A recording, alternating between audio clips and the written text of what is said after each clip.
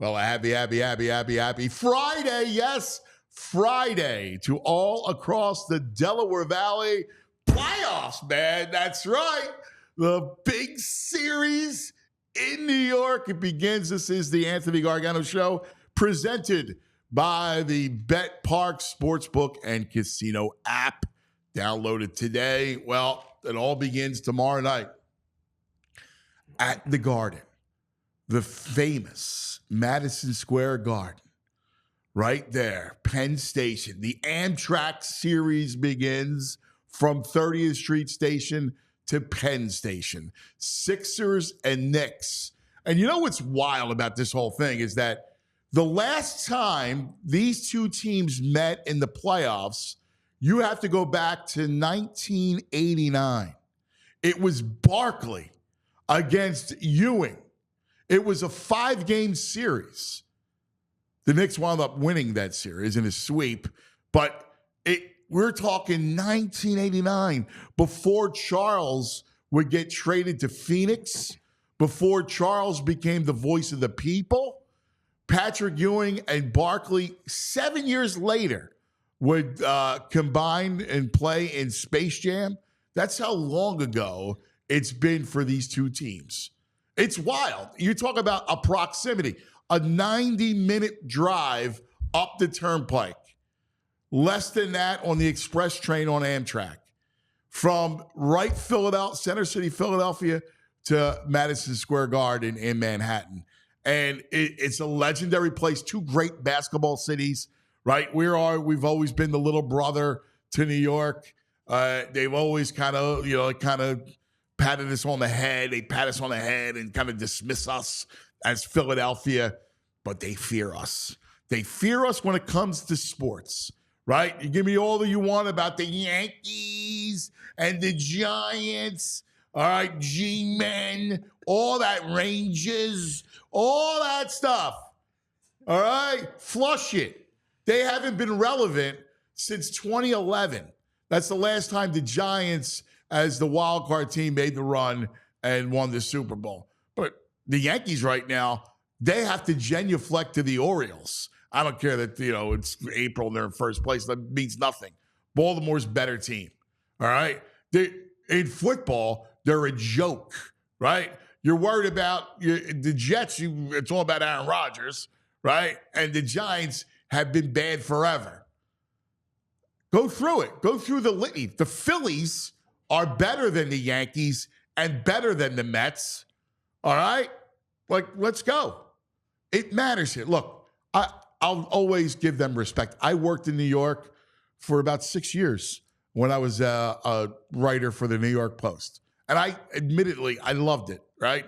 There's something about Manhattan. There's something about New York City and all the boroughs and the bigness and the vastness of it all. It's huge, right? It's big, and it's the financial capital of the world. It's the media capital of the world.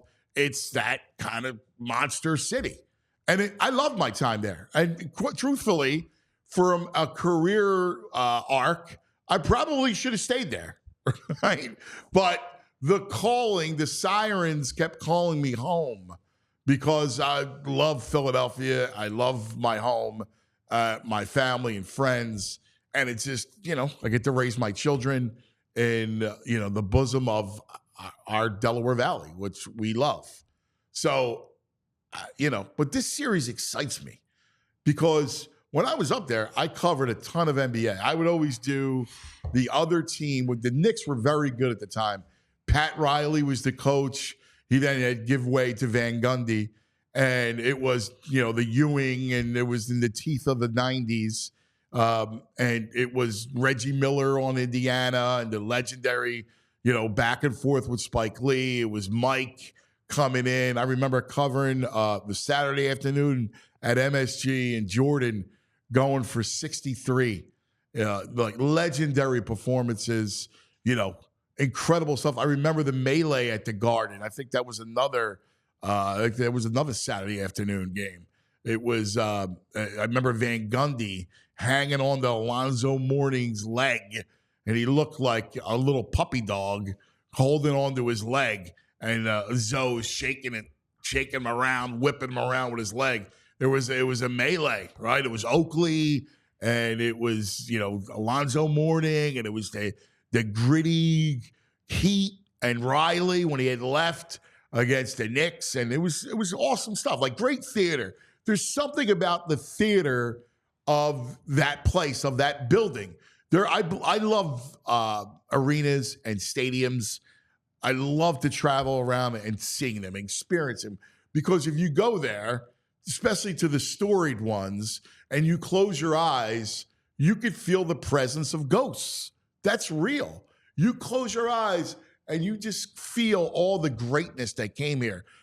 At that floor on Madison Square Garden where they're going to tip off tomorrow night at 6:05, that was the floor where the last time the Knicks won, Earl the Pearl Monroe, Black Jesus, who was from Philadelphia, by the way, led them to that title back in 1973. If you think about this, the Knicks last won in 73. The Sixers last won in 83. 92 seasons since the two of them have won an NBA title.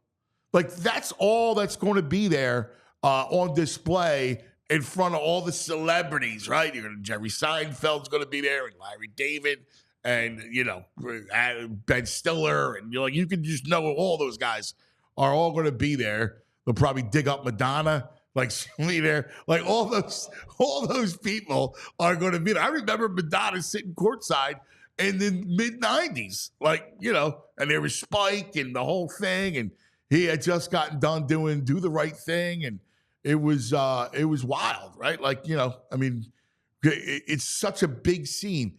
Now, here's my question, right? Because it's all the lead up, and the lead up is awesome. I'm a hype person. I love pregame. I like pregame better than postgame, right? Because I like to get excited and talk about something that's about to happen. Anticipation is one of the great gifts of life. And so I think about this and the bigness of the series, and I think about the Sixers. And the big question is, do they have the moxie to win the series? Do they have the moxie for the moment? Now, I believe they do. I believe they're going to win this series. I look at it, I think the loss of Julius Randle is very big for the Knicks. And as great as Jalen Brunson, and mind you, the Knicks should have a blue V on their jersey in the front of their chest, since it's Jalen and DiVincenzo and Hart who lead them. But I look at that team and I go, the Sixers are better. I look at, and even with Embiid coming back, and listen, there's some right to question his physical prowess right now with that knee going into the series. Tim Legler, who will join us coming up, he believes that. I know that. Well, we'll talk about it. They have no answers for the Embiid. None. Zero answers for Joel Embiid. And if they do and swarm and double and triple, then it's on the maxi. Now, Tyrese admittedly did not play well in the play-in game against Miami. Tyrese, I thought, was sloppy with the basketball. I thought the zone completely befuddled him. When they blitzed and pushed him out, they clearly didn't expect Miami to extend that zone. As soon as they passed half court, you saw them blitz him, right? And you saw them move on that matchup. And that caused some bad passes, some lazy passes, right? That caused some indecision. And that caused them to look pretty awful in that first half. They were awful. And quite frankly, they looked freaked. And they looked a little timid. Whether it was by the moment, and afterwards everybody talked about how there was a Game 7 feel. Yeah, except here's the issue. It was a playing game. And if you can't handle the pressure of a playing game and a zone that is coming to fruition, then you ain't getting out of the second round again, right? Like, they need to vanquish whatever feeling that is. And if that means we need to see Nico Batum, and he's not going to shoot like he did against Miami, but I sure love his toughness. I sure love his tenacity. And it's better than the wallflower who shrinks in the moment. And that's the truth of the matter. I love Tobias Harris as a guy, wonderful. But if you're going to be the shrinking violet, you can't play. I'm sorry. I can't have you in those big moments. I need you. The Knicks are going to get it up, make it ugly. They're going to swarm. They're going to do whatever they can. All right? He's going to get looks. And if he's not making that shot, I need Kelly Oubre and I need Batum in there. And you saw Nick Nurse not afraid to do that. So it's going to be a fascinating series. I cannot wait for it, man. There's something about that playoff vibe, and especially in that story building and coming back to our building where the Wells Fargo will be wild.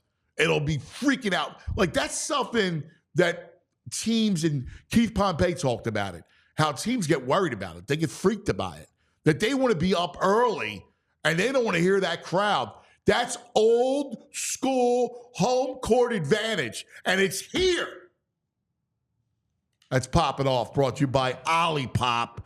Find your new Olipop flavors over at Wawa. See? Wawa. Good morning, JP. Buenos dias, cuz. I love your opening monologue here today because there's not many cities in this country that I despise more than New York. And I absolutely love that we're going to meet them here in the first round with the Knicks. And we talked about, we don't have a lot of playoff history with the Knicks. So I'm loving this. I think we're going to get some great games. We're going to have some memorable playoff history here being built within this first round. I'm excited. Screw New York. That's it, buddy. That's it. I like that. I love it. Well, it's true because, like, I mean, the last time they met, you were not born. You weren't even a twinkle, and probably in your parents' eyes. I mean, when you think about 1989. Oh, my God. I mean, you know, that's a long time ago.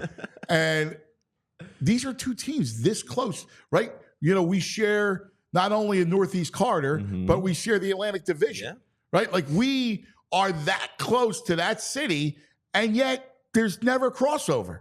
Never. I mean, I think like the last big moment. I mean, you remember TJ McConnell's like last second shot over Carmelo and Joel's going. That's like the last big moment between both of these teams when they played each other. They just have never been good at the same time. Never. Right? It's finally here. Yeah, it's pretty awesome. You know, I mean, you got to go back.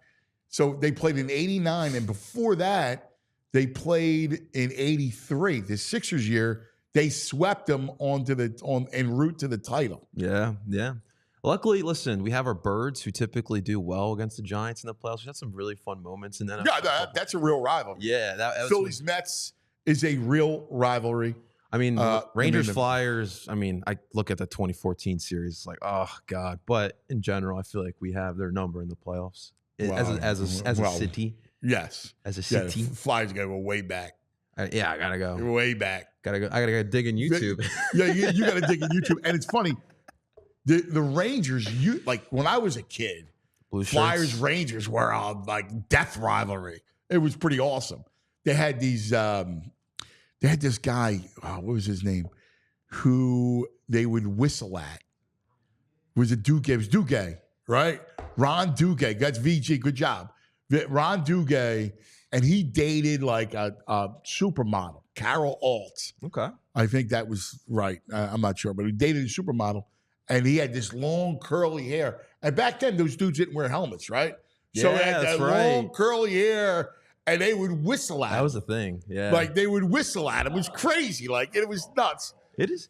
It is crazy watching like old school hockey, them not wearing helmets. Goalies wearing just like a thin mask. Like, that's insane to me. Yeah, it's crazy. Like, they were nuts. But, like, it's funny. They were a big hockey town. Like, the New York... Baseball's number one in New York. Oh, always. They loved hockey, right? They love basketball, right? I mean, you know, the playground legends and all that stuff. Yeah, man. Like, you know, New York loves basketball. They're not as big football. They love football, but they're not like us. Do you think it's because the teams play in Jersey? No, I don't think so. They've having worked there, they just were always baseball, like baseball. And, A lot of history there too. And again, what's that? A lot of history, even like the Giants when the Giants were there. Well, yeah, I mean, you're right. You know, you were Brooklyn Dodgers, like you had, baseball was like born there, basically. Mets came around a little later. So, like, obviously, like, I'm enjoying this Knicks and Sixers matchup here, but, like, me, I'm a 5-for-5er, and I think back to 2021. I don't know if you remember that, but it was Eastern Conference Finals for the Union NYCFC. We had 11 players catch COVID like a week before the Eastern Conference Finals. I do remember that. Yeah, and I just say that. Wow. We could have won that game, but then NYCFC scored like 2 goals in the last 5 minutes, and that still stings to me. Does it? So anytime we play New York, I still bring that.